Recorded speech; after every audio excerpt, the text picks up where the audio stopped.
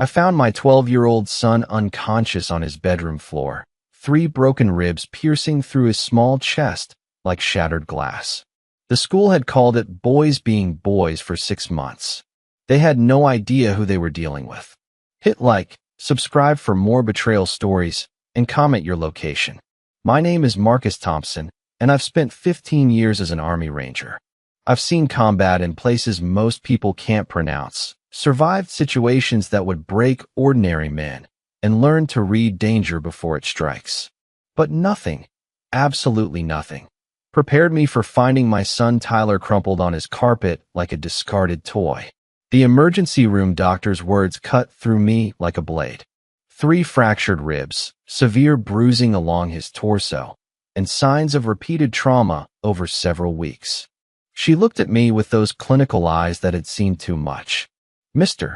Thompson, these injuries are consistent with systematic physical abuse. My hands trembled as I watched Tyler sleep under the harsh hospital lights. His face was swollen beyond recognition, purple bruises mapping a story of pain across his pale skin. How'd I miss this? I'm trained to notice everything, to protect those who can't protect themselves. Yet my own son had been suffering right under my nose. The school's version of events played in my head like a broken record. Principal Patricia Reynolds had dismissed every concern with the same rehearsed response. Tyler just needs to toughen up. Middle school can be challenging for sensitive children. Sensitive children. As if sensitivity was some kind of weakness that justified what I was seeing now. I pulled out my phone and scrolled through the messages I'd sent to the school over the past months. Tyler came home with a black eye. Tyler's backpack was destroyed again. Tyler refuses to eat lunch at school. Each message met with the same bureaucratic brush-off, the same suggestion that maybe Tyler was just having trouble adjusting. The nurse entered quietly, checking Tyler's for drip. "He's been asking for you," she whispered. Kept saying, "Don't tell Dad. Don't tell Dad," even while unconscious. Poor kid seems terrified of getting someone in trouble. My jaw clenched so hard I thought my teeth might crack. Tyler was protecting his tormentors even while they nearly killed him. What kind of fear does that to a child? What kind of systematic terror makes a kid choose silence over safety? I thought about the Tyler I used to know, the boy who would run to the door when I came home from deployment, who built elaborate Lego fortresses and explained every detail with infectious excitement. That spark had been dimming for months, and I'd attributed it to normal teenage changes. How wrong I'd been. The doctor returned with paperwork and more devastating news. The x-rays show this isn't the first time his ribs have been injured. There's evidence of previous fractures that healed improperly. We're talking about months of abuse, Mr. Thompson. Months. While I was working late shifts at the construction company, trying to provide for us after my wife left, my son was being systematically destroyed by children who saw violence as entertainment. The school that promised to keep him safe had become his daily nightmare. I walked to the hospital window and stared out at the city lights. Somewhere out there were the kids who did this to Tyler. Somewhere out there was a principal who had failed her most basic duty. And somewhere out there was a system that had failed my son so completely that he nearly died rather than ask for help. My Ranger training kicked in automatically, assessed the situation, identify the enemy, plan the mission. But this wasn't some foreign battlefield.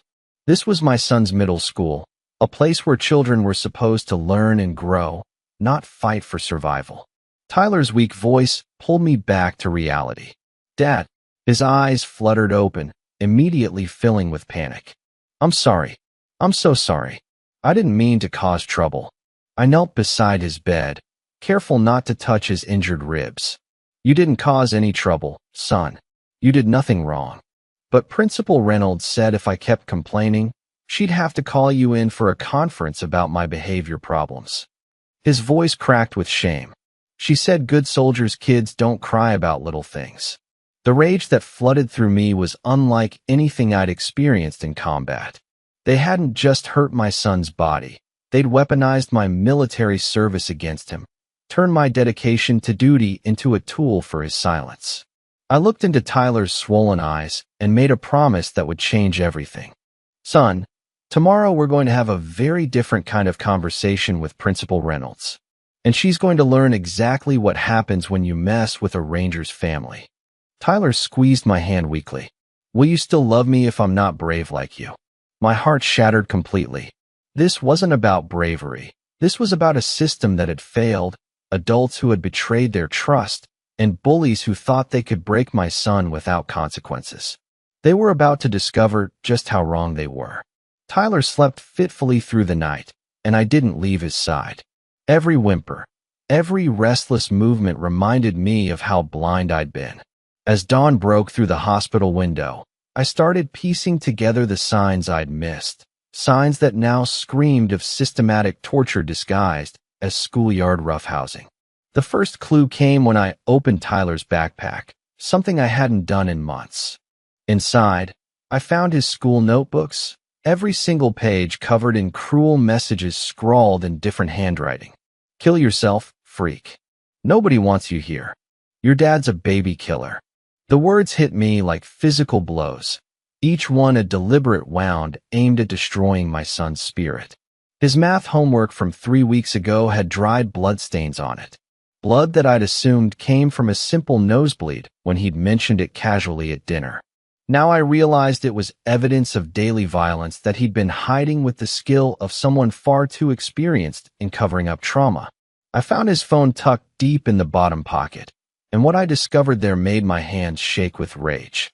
Hundreds of text messages from blocked numbers, each one more vicious than the last.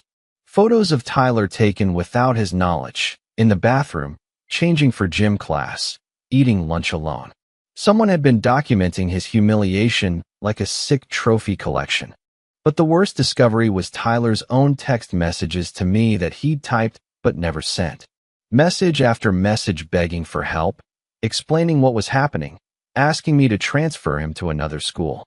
Each one ended the same way, deleted before I ever saw it. He'd been screaming for help in silence, protecting me from worry while they destroyed him piece by piece. The hospital counselor, Dr. Martinez, arrived at 8 in the morning. She was a small woman with kind eyes who specialized in childhood trauma. After examining Tyler's emotional state, she pulled me aside for a conversation that changed everything I thought I knew about my son's suffering. Mr. Thompson, Tyler's been conditioned to believe that asking for help will result in worse punishment, she explained. This level of psychological manipulation suggests the bullying wasn't random. It was organized, systematic, and specifically designed to isolate him from any support system. She showed me Tyler's drawings from their session, disturbing images of faceless figures surrounding a small boy, walls closing in, and most heartbreaking of all, a soldier walking away from a child reaching out for help. My son believed I would abandon him if I knew how weak he thought he was. They've been targeting him for months, but it escalated significantly 6 weeks ago, Dr. Martinez continued. Something changed in their approach. Tyler mentioned that someone found out about your military background and started using it against him. They told him that soldiers' kids don't cry, don't ask for help, and definitely don't disappoint their fathers. The timeline clicked into place with sickening clarity. 6 weeks ago, Tyler's school had asked for emergency contact information updates. I'd proudly listed my military service on the forms, thinking it might help Tyler feel more confident about his background. Instead, it had become ammunition for his tormentors. Dr. Martinez handed me a file folder. Tyler agreed to let me show you this.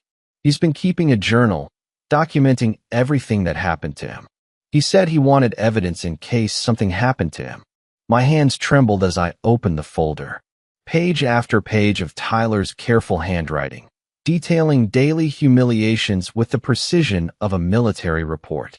October 3rd, Jake Morrison and his friends cornered me in the bathroom, held my head in the toilet until I almost passed out, told janitor it was an accident. October 8th, they threw my lunch in the trash and made me eat from the garbage can while other kids watched and laughed. But it was the entries from the past week that made my vision blur with rage. October 15th, they said today would be the last day I'd ever embarrassed Dad by being alive. Jake brought a baseball bat to school, said they were going to finish what they started. October 16th. Couldn't walk properly after they kicked me in the ribs. Told Dad I fell down the stairs. He believed me because I'm good at lying now. The final entry was written the morning before I found him unconscious. October 17th. They're planning something big today. Jake's older brother graduated last year, but came back to help. I'm scared, but if I tell Dad, he'll think I'm weak. Maybe it's better if I just disappear. At least then Dad can be proud of having a son who didn't quit. I closed the journal and walked to the window, my entire body shaking with a rage so pure it felt like molten steel in my veins. These weren't just bullies. They were predators who had systematically hunted my child, studied his weaknesses, and weaponized my love against him. Dr. Martinez touched my shoulder gently. Marcus, Tyler needs to know that you're not disappointed in him. He's convinced that surviving this makes him a coward in your eyes. I returned to Tyler's bedside as he stirred awake. His first instinct was to apologize again, to minimize what had happened to him. But this time, I was ready with the truth he needed to hear. Tyler, I read your journal. His face went white with terror. And I need you to know that every day you survived what they did to you. You showed more courage than most soldiers ever will. You protected yourself, you documented evidence, and you kept fighting when they wanted you to give up. That's not weakness, son. That's the heart of a warrior. For the first time in months, I saw a flicker of the boy I remembered in his eyes. But I also saw something else, a desperate hope that maybe, just maybe, his nightmare was finally coming to an end. It was. But first, I had some people to visit.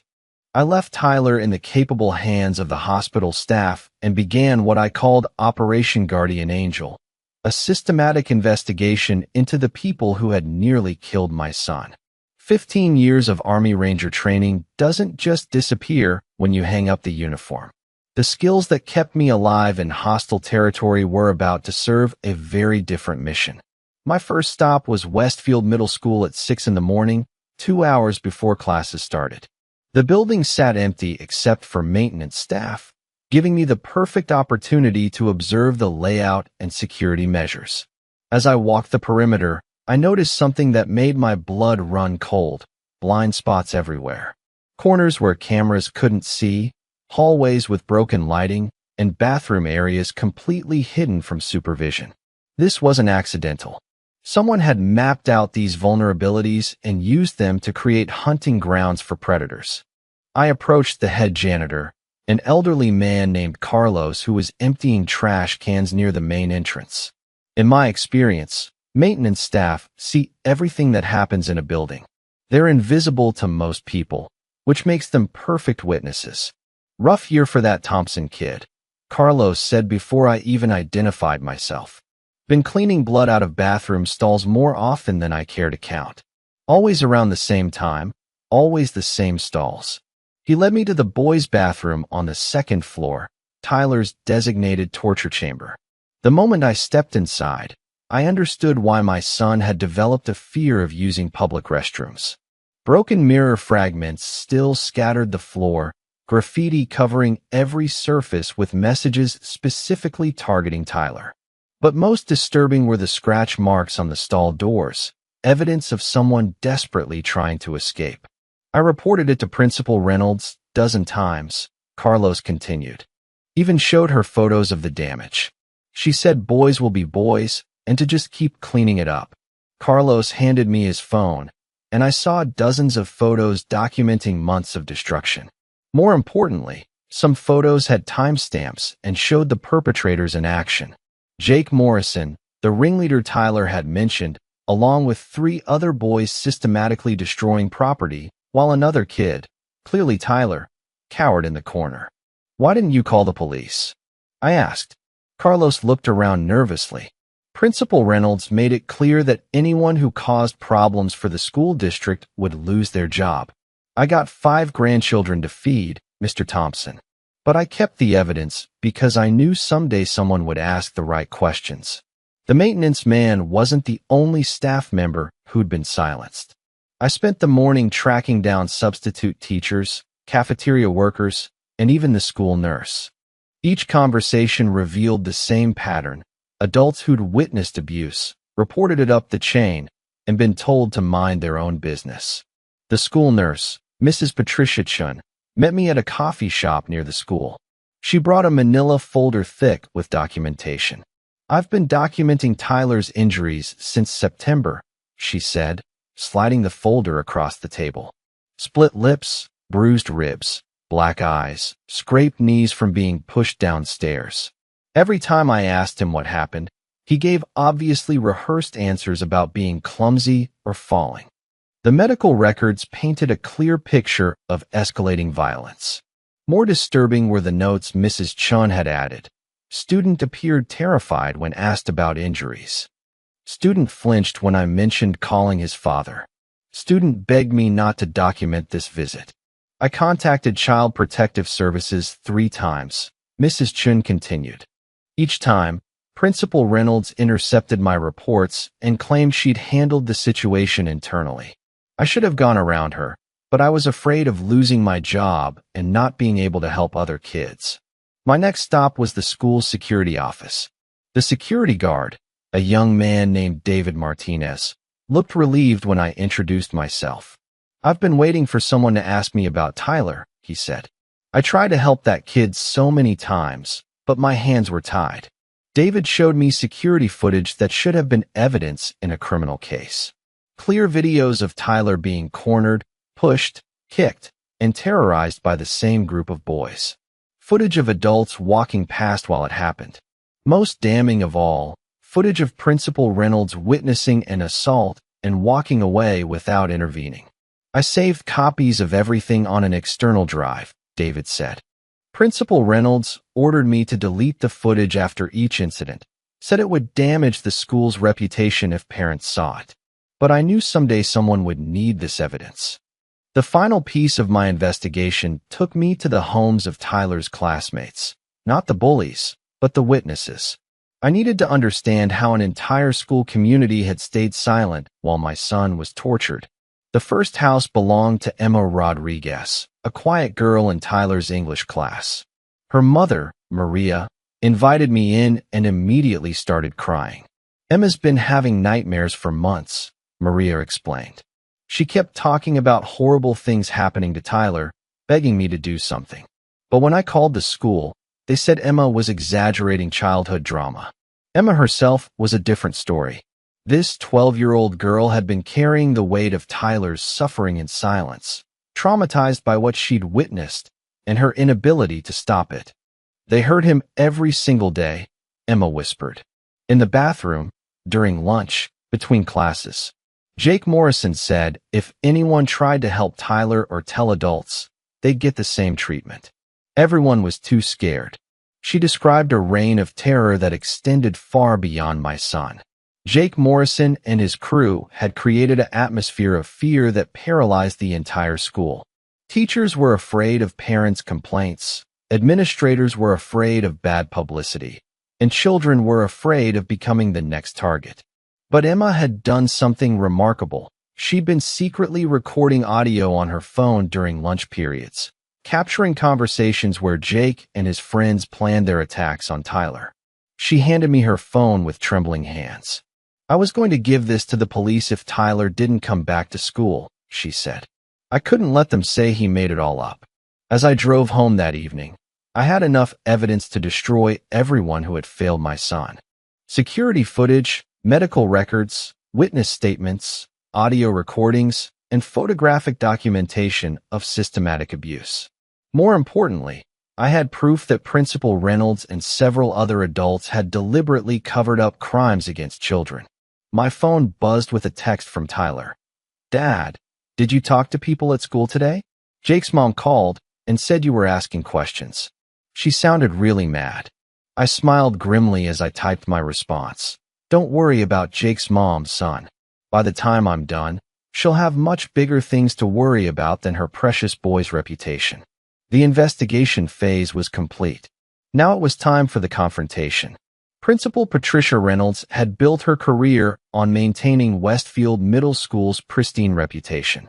Awards lined her office walls, newspaper clippings celebrated her leadership, and district officials praised her ability to keep problems quiet. She had no idea that her carefully constructed facade was about to crumble under the weight of evidence I'd gathered. I arrived at her office at 7:30 Monday morning, 30 minutes before her official schedule began. Her secretary wasn't in yet, but I knew from my reconnaissance that Principal Reynolds always arrived early to prepare for parent conferences. Conferences she typically used to gaslight concerned families into submission. She looked up from her desk with practiced annoyance when I knocked on her open door. At 52, Patricia Reynolds had the appearance of someone who'd never been challenged by anyone she couldn't intimidate. Her perfectly styled gray hair and stern expression were weapons she'd used to silence countless parents over the years. "Mr. Thompson, I wasn't expecting you.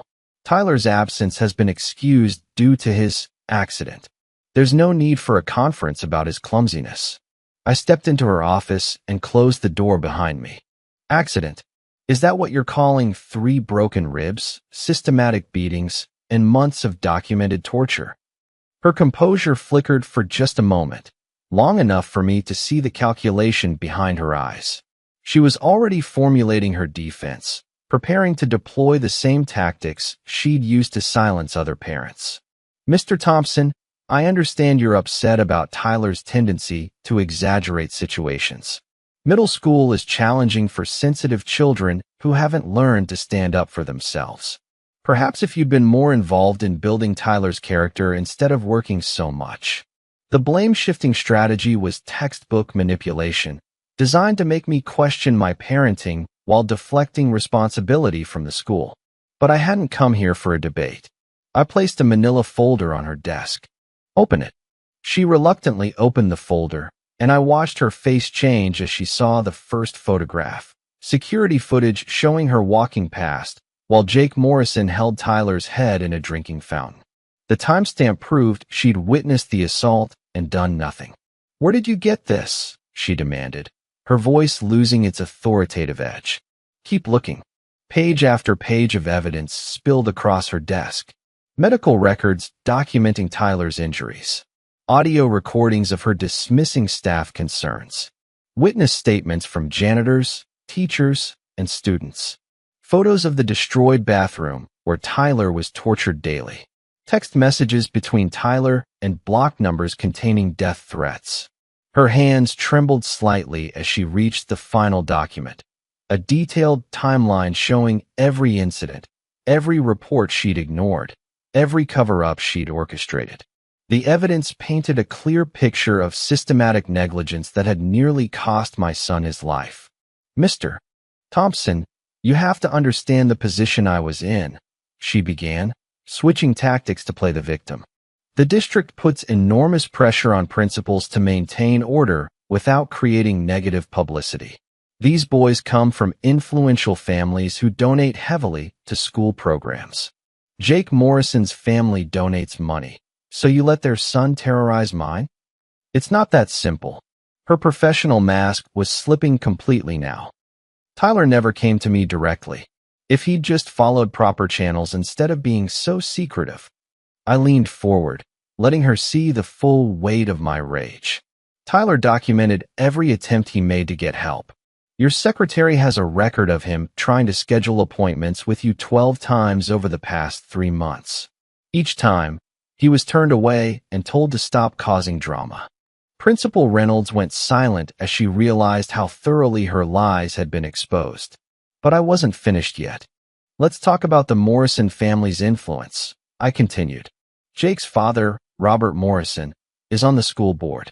His construction company got the no-bid contract for the new gymnasium. His wife, Jennifer, chairs the PDA fundraising committee. And their older son graduated last year, but somehow still has access to school grounds to help terrorize 12-year-olds. Her face went pale. "How do you know about?" "I know about everything, Patricia. I know that Robert Morrison threatened to pull district funding if his precious Jake faced any consequences. I know that you've been covering up incidents involving the Morrison boy for 2 years.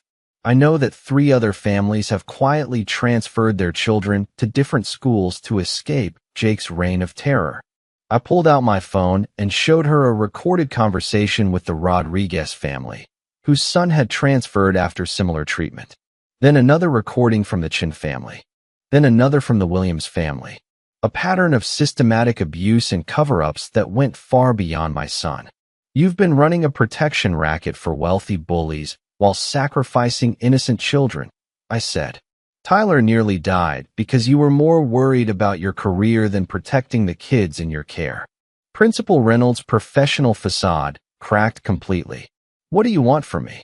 I want justice for my son and every other child you've failed. But first, I want you to understand exactly who you've been dealing with.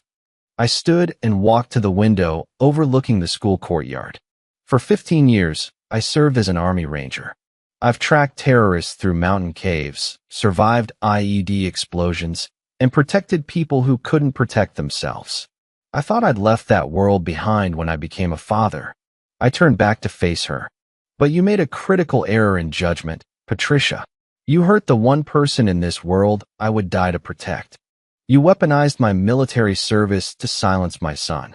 You turned his respect for his father into a tool for his own destruction. Her hands were visibly shaking now. Mr. Thompson, please, we can work this out.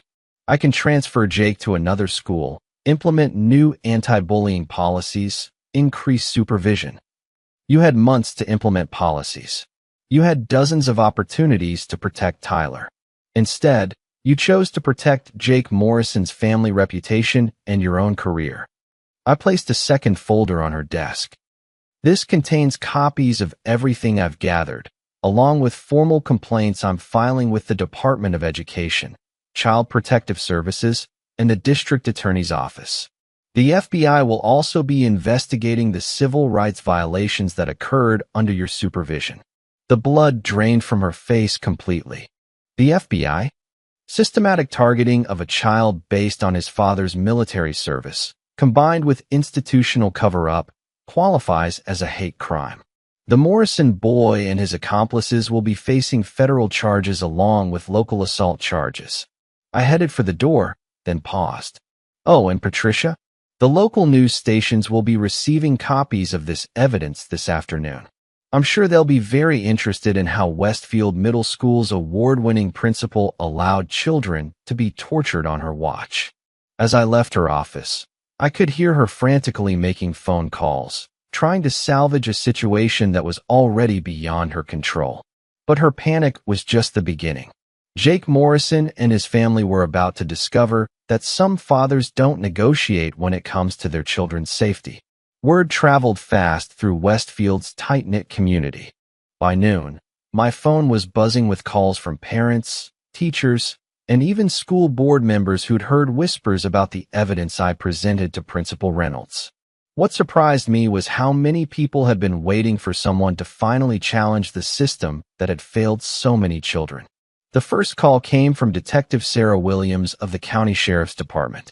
Her voice was professional, but carried an undercurrent of personal investment that caught my attention. Mr. Thompson, I understand you've gathered substantial evidence regarding systematic bullying at Westfield Middle School. I'd like to schedule a formal interview to discuss potential criminal charges. Detective Williams, I appreciate your quick response. Can I ask what prompted the county's sudden interest in school bullying? There was a pause before she answered. My daughter attended Westfield 3 years ago. She was targeted by an older Morrison boy, Jake's brother, David. The school covered it up then too. I've been waiting for someone with enough evidence and determination to break through their wall of silence. That afternoon, I met Detective Williams at the sheriff's station. She was a woman in her 40s with the sharp eyes of someone who'd seen too much injustice and refused to accept it. Her office walls displayed commendations for her work with child victims, and I realized Tyler couldn't have asked for a better advocate. The Morrison family has been a problem for years, she explained, reviewing my evidence with the expertise of someone who understood the legal implications. David Morrison, Jake's older brother, was involved in similar incidents during his time at Westfield. 3 families filed complaints, but the school board buried them to protect Robert Morrison's political ambitions. She showed me a file cabinet filled with reports that had never been investigated. Robert Morrison is running for mayor next year. His construction company has contracts with half the county.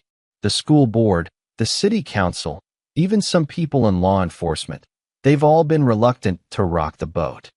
But you're willing to rock it now? Detective Williams smiled grimly. Mr. Thompson, your evidence is ironclad. Security footage, medical records, witness statements, audio recordings. This is the kind of case that ends careers and sends people to prison. The Morrison family's influence won't protect them from federal charges. While law enforcement rallied behind Tyler's case, the Morrison family was mobilizing their own defenses.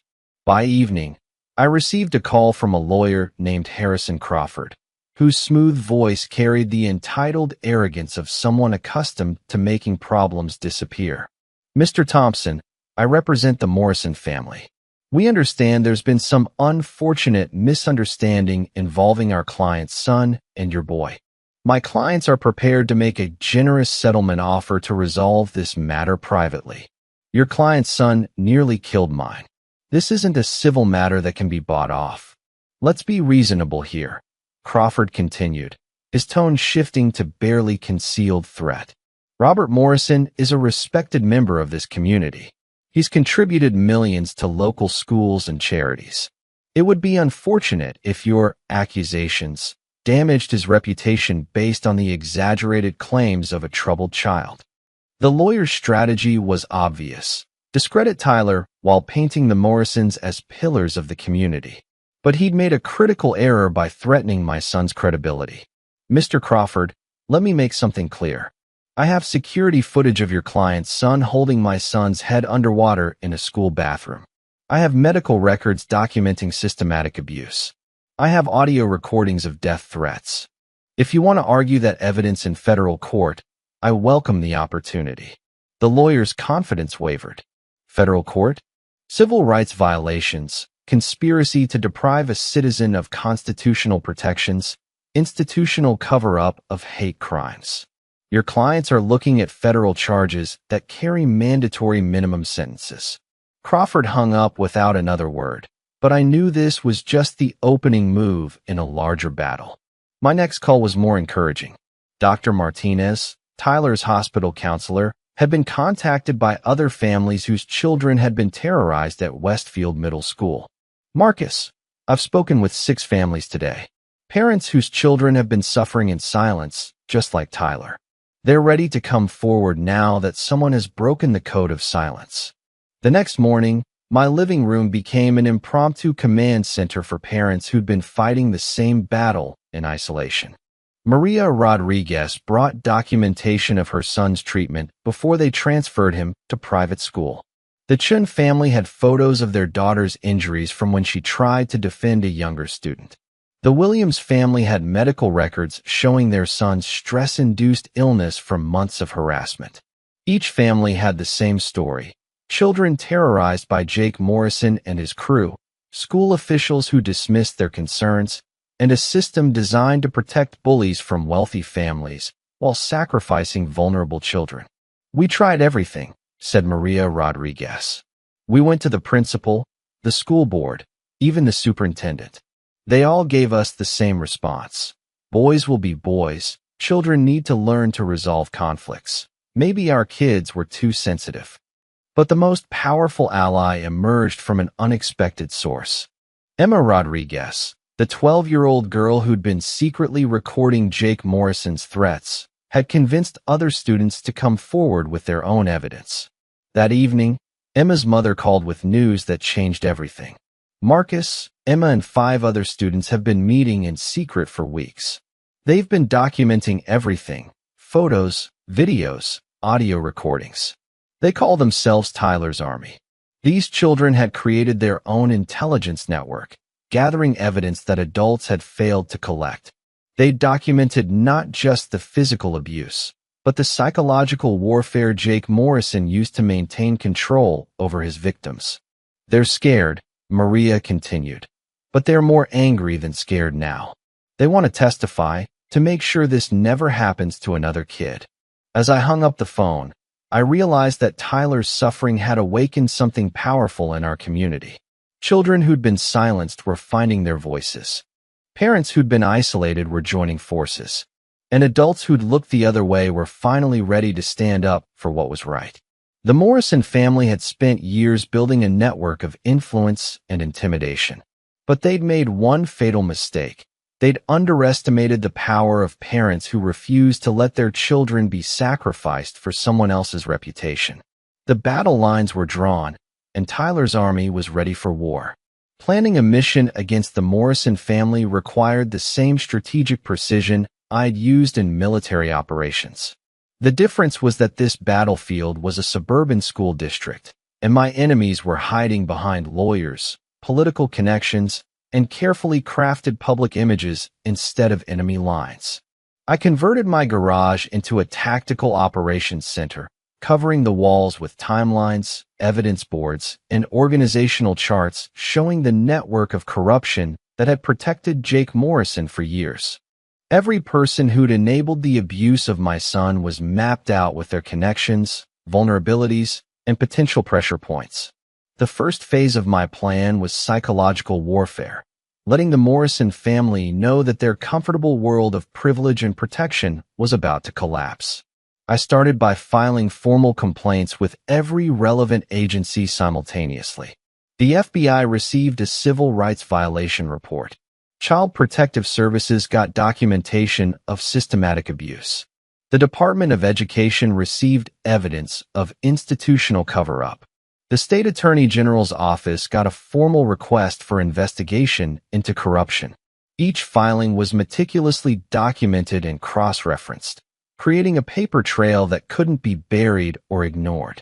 More importantly, each agency would now be watching the others, making it impossible for the Morrison family to quietly make this disappear through their usual channels. Detective Williams called Tuesday morning with an update that confirmed my strategy was working. Robert Morrison contacted the sheriff directly, demanding that we drop the investigation. He claimed it was a politically motivated attack designed to damage his mayoral campaign. How did the sheriff respond? He told Morrison that we don't take orders from political candidates, especially ones whose children are suspected of committing felonies. The FBI agent I'm working with was even less diplomatic. The federal involvement was crucial because it elevated this beyond local politics where the Morrison family held influence. FBI Special Agent Jennifer Torres had taken personal interest in the case after reviewing the evidence of institutional cover-up and civil rights violations. This is exactly the kind of systematic abuse of power that federal civil rights laws were designed to address, Agent Torres had explained during our meeting. When local institutions fail to protect children based on their family's background or status, it becomes a federal matter. Phase 2 involved exposing the Morrison family's pattern of behavior through strategic media pressure. I'd contacted 3 investigative journalists who specialized in education corruption and child welfare stories. Each received carefully prepared evidence packages with different angles. One focused on the institutional cover-up, another on the civil rights violations, and the third on the broader pattern of wealthy families buying protection for their children's criminal behavior. The first article appeared Wednesday morning in the county newspaper with the headline, Westfield Middle School accused of covering up systematic bullying. The story included interviews with multiple families, security footage stills, and medical records showing the extent of Tyler's injuries. By noon, the story had been picked up by regional news stations. By evening, it was trending on social media with the hashtag #JusticeForTyler. Parents from across the district were sharing their own stories of bullying incidents that had been covered up or dismissed by school officials. But the most devastating blow came from an unexpected source, Jake Morrison himself. The pressure of the investigation had caused him to make a critical error in judgment. Emma Rodriguez called me Wednesday night with news that changed everything. Mr. Thompson, Jake and his friends were talking at lunch today about how they were going to get back at Tyler for causing all this trouble. Emma recorded the whole conversation. I listened to the audio recording with a mixture of rage and satisfaction. Jake Morrison, apparently believing he was untouchable due to his family's influence, had spent 20 minutes detailing exactly how he and his friends had tortured Tyler over the past months. More importantly, he bragged about having his older brother David help with the final beating that had hospitalized my son. We should have finished him off when we had the chance. Jake's voice was clearly audible on the recording. My dad says this will all blow over once people remember how much money our family donates to the school.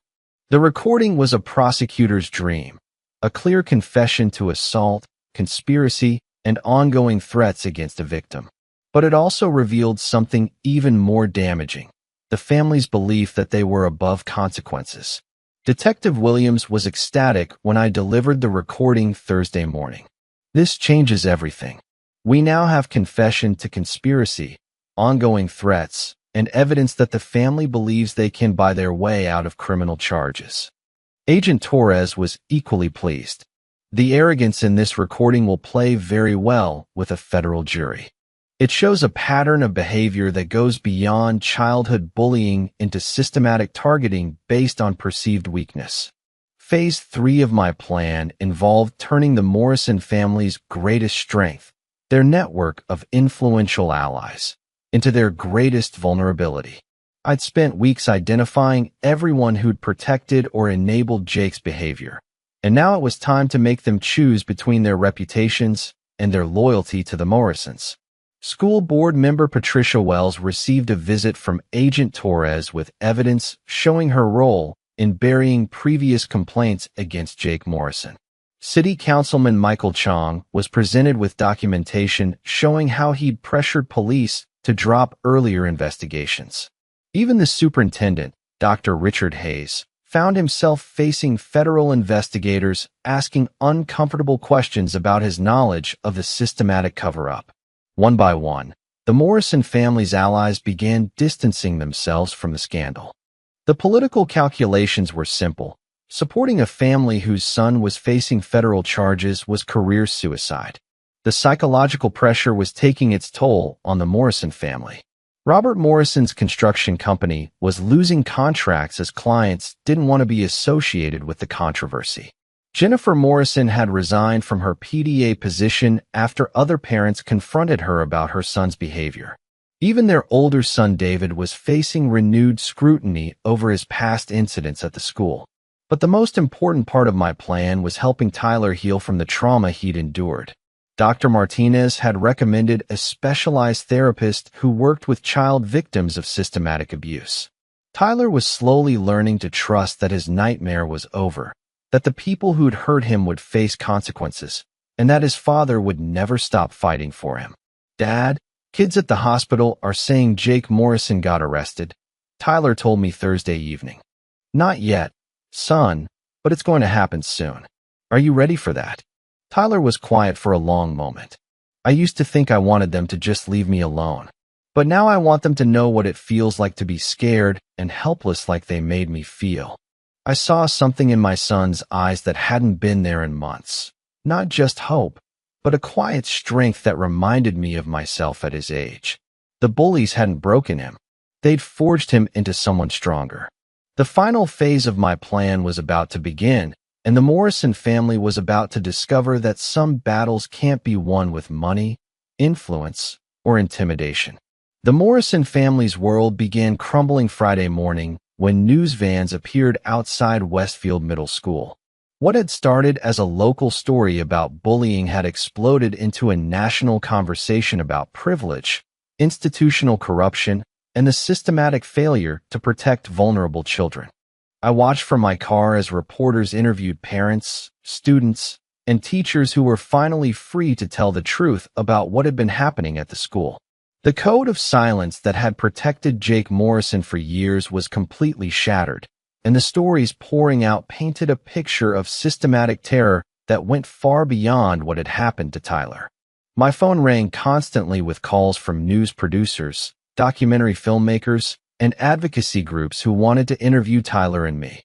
I declined most requests, but I did agree to speak with CNN's education correspondent, who was preparing a special report on bullying in affluent school districts. Mr. Thompson, your case has become a symbol for parents across the country who feel that schools protect wealthy bullies at the expense of vulnerable children, she told me during our phone interview. What do you want people to understand about what happened to Tyler? I want them to understand that this wasn't just bullying. This was systematic torture enabled by adults who cared more about protecting their careers and political relationships than protecting children. My son nearly died because people in positions of authority chose money and influence over basic human decency. The interview aired that evening as part of a 20-minute segment that included security footage of Tyler being assaulted, audio recordings of Jake Morrison's confessions, and interviews with multiple families who'd been failed by the same system. The impact was immediate and devastating for everyone who'd enabled the abuse. Principal Reynolds was placed on administrative leave pending a full district investigation. The school board announced they were conducting a comprehensive review of anti-bullying policies and procedures. Most importantly, the FBI confirmed they were treating this as a federal civil rights case with potential criminal charges for everyone involved in the cover-up. But the pressure was having its most dramatic effect on the Morrison family themselves. Robert Morrison's mayoral campaign collapsed overnight as donors abandoned him and political allies distanced themselves from the scandal. His construction company lost 3 major contracts in 2 days as clients didn't want to be associated with a family whose son was facing federal charges.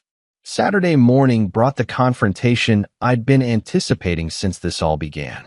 Robert Morrison showed up at my house at 7 a.m., his expensive suit wrinkled and his usually perfect appearance disheveled.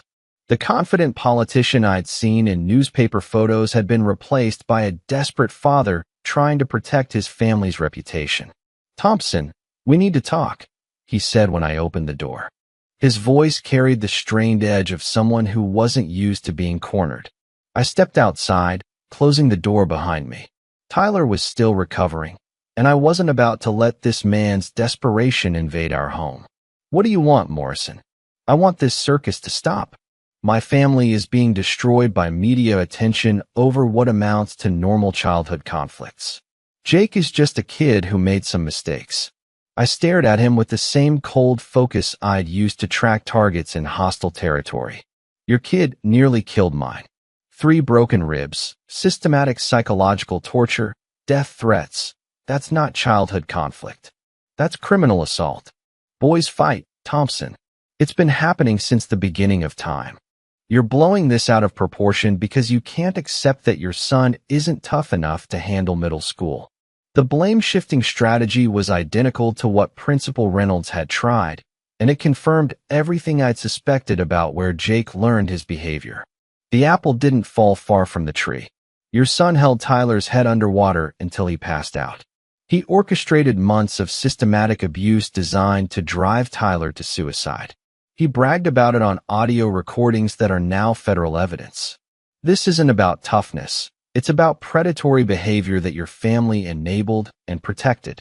Morrison's mask of political charm slipped completely. You have no idea who you're dealing with.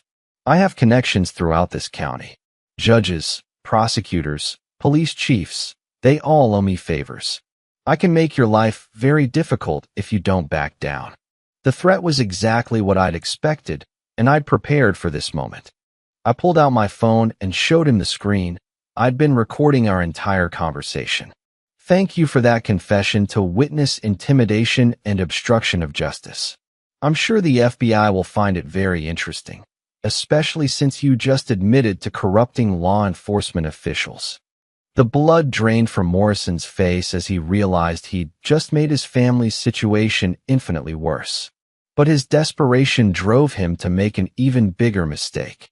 "My son is not going to prison because your weakling kid couldn't handle some schoolyard roughhousing," he snarled. If I think what, Morrison? Are you threatening my family now?" He caught himself before completing the threat, but the damage was done. Everything he'd said was recorded, including his admission of corruption and attempted intimidation of a federal witness. "You need to leave my property now," I said quietly. "And Morrison? The next time you want to have a conversation about your son's crimes, bring your lawyer. You're going to need him." As Morrison drove away, I realized the pressure I'd been applying had forced him to reveal the true nature of his character. He was exactly the kind of entitled, corrupt politician who believed rules didn't apply to his family, and that arrogance was going to destroy him. Sunday morning brought news that confirmed my strategy was working perfectly. Jake Morrison had been arrested at his home and charged with multiple counts of assault, battery, criminal intimidation, and conspiracy. His older brother David was also arrested for his role in the final attack that hospitalized Tyler. But the most satisfying moment came when Tyler watched the news coverage from his hospital bed. For the first time in months, my son smiled. Not with happiness, but with the quiet satisfaction of someone who'd survived hell and lived to see justice. Dad, does this mean they can't hurt me anymore? No one will ever hurt you like that again, son. I promise you that. The Morrison family's reign of terror was over, but their reckoning was just beginning. The courtroom was packed Monday morning for Jake Morrison's arraignment. I sat in the front row with Tyler, who had insisted on attending despite his still healing ribs. He wanted to look his tormentor in the eye and show him that he'd survived everything they'd thrown at him.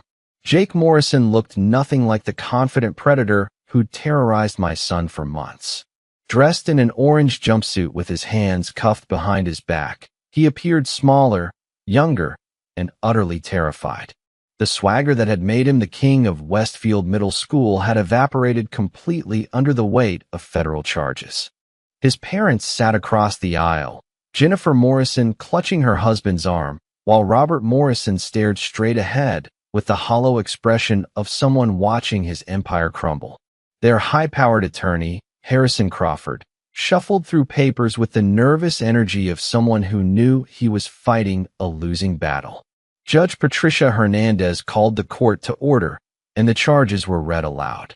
Jake Morrison, age 13, you are charged with multiple counts of assault and battery, criminal intimidation, conspiracy to commit assault, and violation of federal civil rights statutes. The words hung in the air like a death sentence. This wasn't juvenile court with sealed records and light consequences. Jake Morrison was being tried as an adult for hate crimes, and the federal charges meant he was facing years in prison if convicted. How does the defendant plead? Judge Hernandez asked. Crawford stood slowly. Your Honor, my client pleads not guilty to all charges. It was the expected plea, but I could see the fear in Jake's eyes as he realized the full weight of what he was facing. The boy who'd once bragged about being untouchable due to his family's influence was discovering that federal law doesn't recognize local political connections. After the arraignment, I waited outside the courthouse for the confrontation I knew was coming. The Morrison family emerged 20 minutes later, surrounded by reporters shouting questions about corruption, cover-ups, and their son's crimes. Robert Morrison pushed through the crowd toward me, his face twisted with rage and desperation. This is all your fault, Thompson. You've destroyed my family over schoolyard nonsense. The cameras captured every word as Morrison's composure finally shattered completely. My son made some mistakes, but he doesn't deserve to have his life ruined because your kid was too weak to fight back. I stood quietly, letting his words hang in the air for everyone to hear. The man who'd spent months covering up his son's crimes was now publicly blaming the victim, while federal prosecutors prepared to send his child to prison. Jake is just a boy, Jennifer Morrison screamed, tears streaming down her face. He didn't understand how serious his actions were. You're sending a child to prison for making mistakes.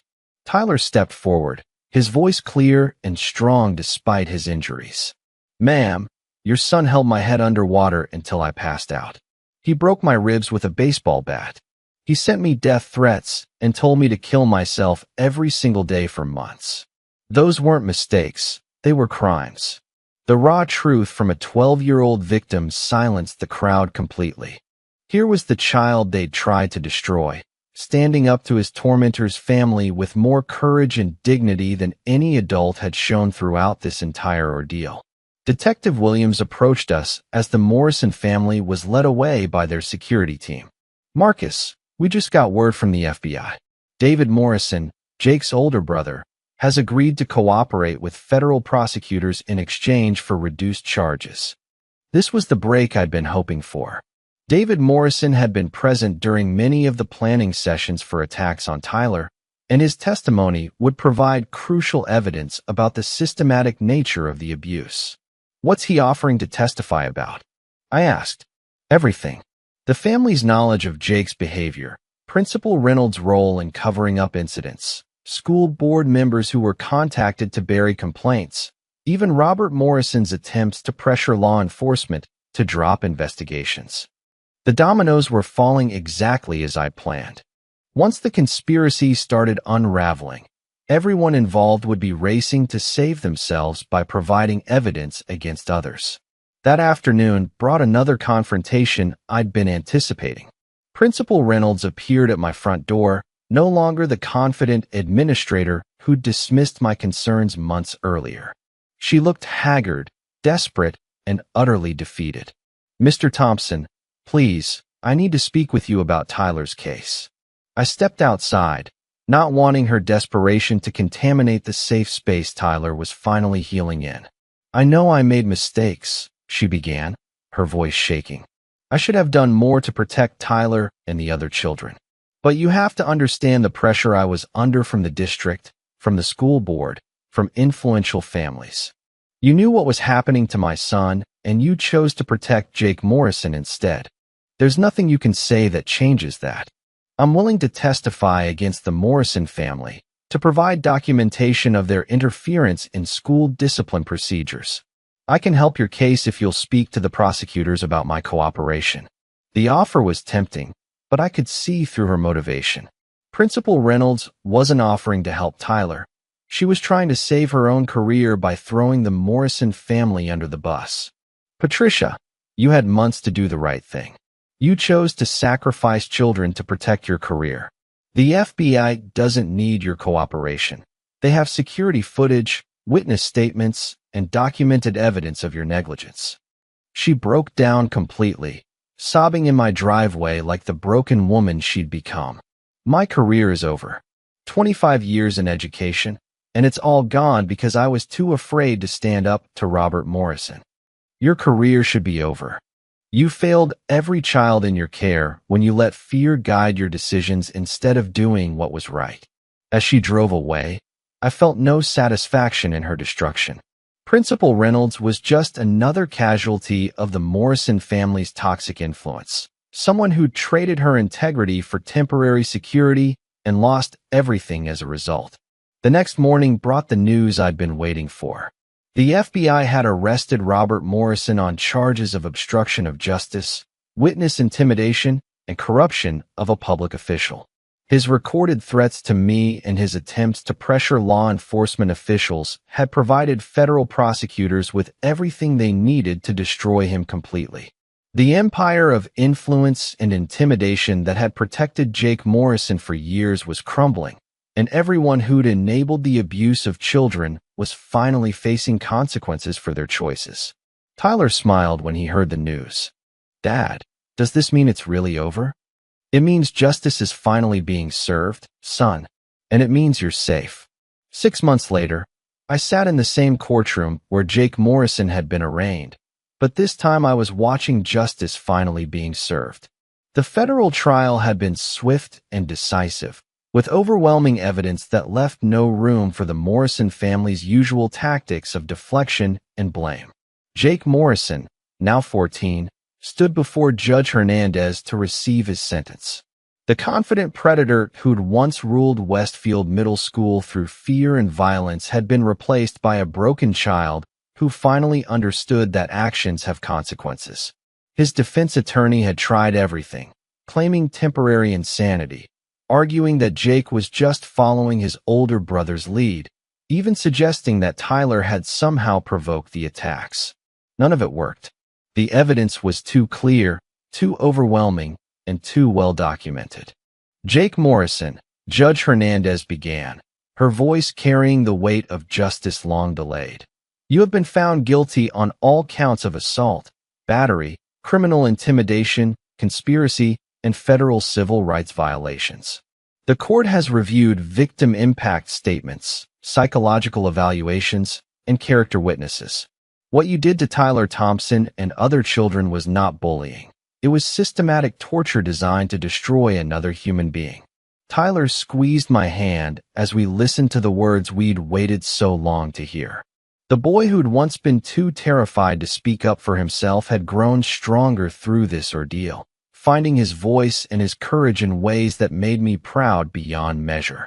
You are hereby sentenced to 5 years in federal juvenile detention, followed by 3 years of supervised probation. You will undergo mandatory psychological counseling and anger management therapy. You are also ordered to pay full restitution for Tyler Thompson's medical expenses and psychological treatment.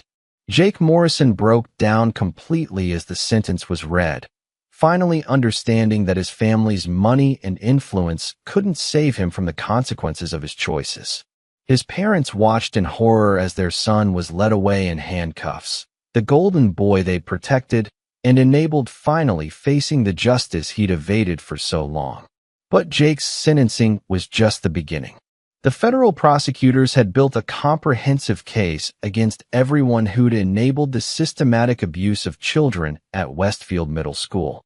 Principal Patricia Reynolds was next. The woman who'd spent years covering up Jake Morrison's crimes stood before the court looking nothing like the confident administrator who'd once dismissed parents' concerns with bureaucratic arrogance. Patricia Reynolds, you have pleaded guilty to civil rights violations, obstruction of justice, and failure to report child abuse. As an educator, you held a position of sacred trust to protect the children in your care.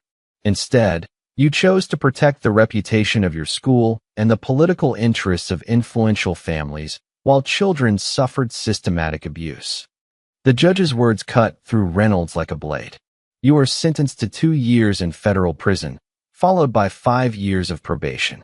You are permanently barred from working in education at any level, and you will register as a convicted child abuser for the rest of your life.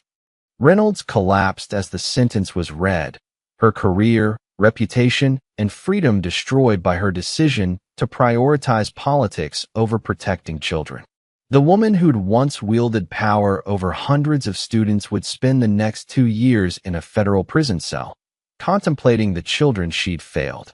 Robert Morrison's trial was the most satisfying.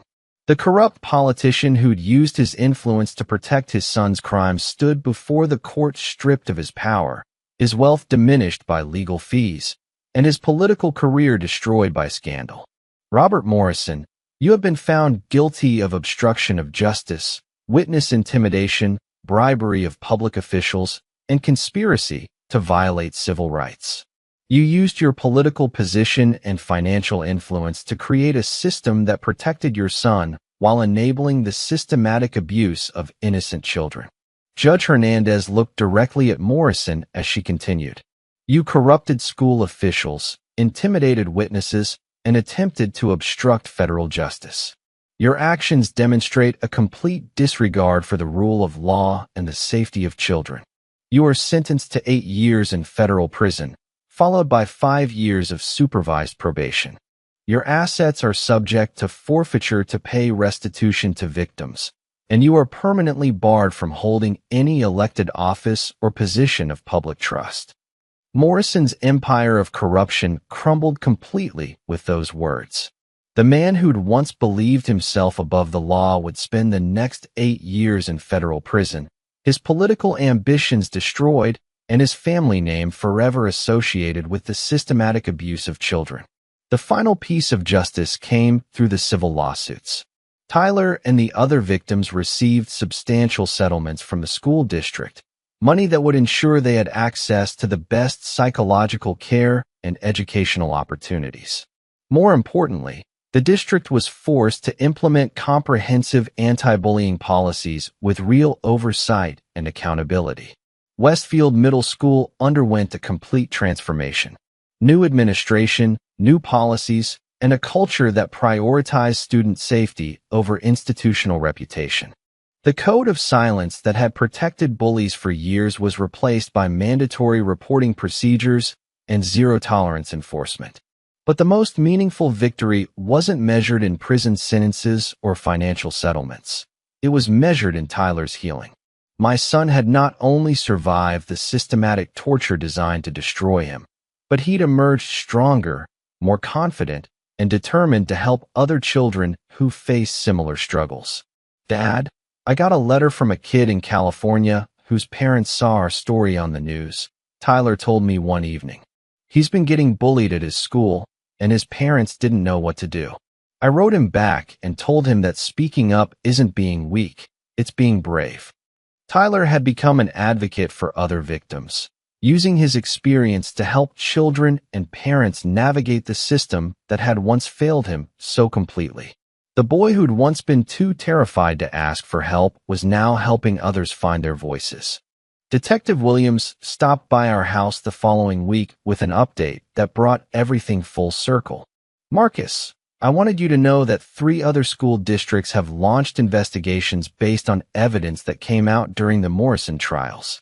Apparently, this pattern of corruption and cover-up was more widespread than we realized.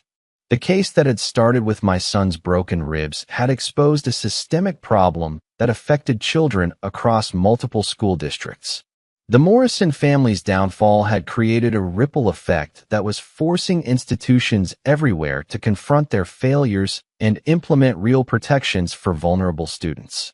As I tucked Tyler into bed that night, he looked up at me with eyes that held wisdom beyond his years. Dad, do you think Jake Morrison will ever understand what he did to me? I don't know, son, but I know that he can't hurt you or anyone else ever again. And that's what matters. Tyler smiled, not with bitterness or anger, but with the peaceful confidence of someone who'd survived hell and emerged victorious. The nightmare was finally over, and justice had been served. 2 years after finding Tyler unconscious on his bedroom floor, I stood in the audience of Westfield High School's auditorium watching my son receive the Student Advocate of the Year award. The boy who'd once been too terrified to speak up for himself was now addressing a crowd of hundreds about the importance of standing up to bullying and supporting vulnerable students. My name is Tyler Thompson, he said into the microphone, his voice strong and clear. 3 years ago, I was a victim of systematic bullying that nearly cost me my life. Today, I want to talk about how we can make sure no other student ever has to experience what I went through. The transformation in Tyler was remarkable. The broken, terrified child who'd hidden his suffering had grown into a confident young man who used his experience to help others. His physical scars had healed, but more importantly, his emotional wounds had transformed into sources of strength and wisdom. Dr. Martinez, his therapist, had explained it to me during one of our sessions. Tyler has what we call post-traumatic growth. He's taken his trauma and turned it into a mission to help others. That's the mark of true resilience. The anti-bullying program Tyler had helped design was now being implemented in school districts across the country. His story had become a case study in how systematic abuse could be uncovered, documented, and prosecuted. More importantly, it had shown other victims that speaking up wasn't weakness, it was courage. I learned that staying silent doesn't protect you. It protects the people hurting you. Tyler continued his speech. When we find our voices and tell the truth, that's when real change happens. I thought about how far we'd both come since that terrible night in the hospital. Tyler had not only healed from his physical and emotional wounds, but he'd discovered a purpose that gave meaning to his suffering. The boy who'd once been a victim had become a voice for the voiceless. The legal aftermath had continued to unfold over the past 2 years. Jake Morrison had served 18 months in juvenile detention before being transferred to a therapeutic boarding school where he was receiving intensive psychological treatment. His older brother David had served a shorter sentence and was now in college, having testified extensively about the family dynamics that had created such violent children. Robert Morrison had died in federal prison 6 months into his sentence, a heart attack brought on by the stress of his spectacular fall from grace. His wife Jennifer had moved across the country, using her maiden name and trying to rebuild a life away from the scandal that had destroyed her family. Principal Reynolds had been released after serving 15 months, but remained unemployable in education. She'd sent Tyler a letter of apology that he'd read once, and then put away. "I forgive her," he'd told me, "but forgiving doesn't mean forgetting." The school district had paid substantial settlements to Tyler and the other victims, money that had funded educational opportunities and therapy for children who'd been failed by the system. But the real victory was in the systemic changes that had been implemented. Detective Williams, now promoted to lieutenant, had created a specialized unit focused on investigating institutional cover-ups of child abuse. "Your case changed how we approach these situations," she told me. "We don't wait for overwhelming evidence anymore. We investigate the first report thoroughly." Agent Torres from the FBI had used our case to develop training programs for federal prosecutors dealing with civil rights violations in educational settings. The Morrison case had become a template for how to build federal cases against institutional corruption that enabled systematic abuse of children. Emma Rodriguez, the brave girl who'd secretly recorded Jake Morrison's confessions, was now in high school and had started her own peer counseling program. The children who'd formed Tyler's army had grown into young advocates who refused to let bullying happen in their schools. But perhaps the most meaningful victory was personal. Tyler and I had grown closer through our shared battle, our relationship strengthened by the trust and honesty that had emerged from our darkest moment. "Dad, I have something to tell you," Tyler said one evening as we sat on our back porch, watching the sunset. "What's that, son? I'm not angry anymore. At Jake, at Principal Reynolds, at anyone who hurt me. I feel sorry for them because they chose to be cruel when they could have chosen to be kind." That wisdom from a 15-year-old boy took my breath away. Tyler had not only survived systematic torture, but he'd emerged from it with a compassion and strength that amazed everyone who knew his story. "I'm proud of who you've become," I told him. "Not just because of how you survived what happened, but because of how you've chosen to use that experience to help others. I learned that from you, Dad. You could have just gotten revenge on the people who hurt me, but instead you fought for justice and real change. That's what real strength looks like." As we sat together in comfortable silence, I reflected on the journey that had brought us to this moment.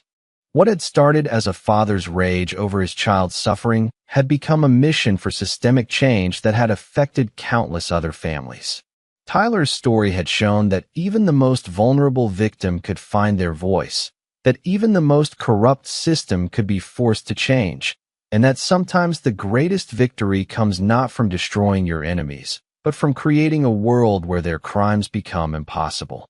The bullies who tried to break my son had succeeded only in revealing his incredible strength. The system that had failed to protect him had been transformed into one that now safeguarded other children.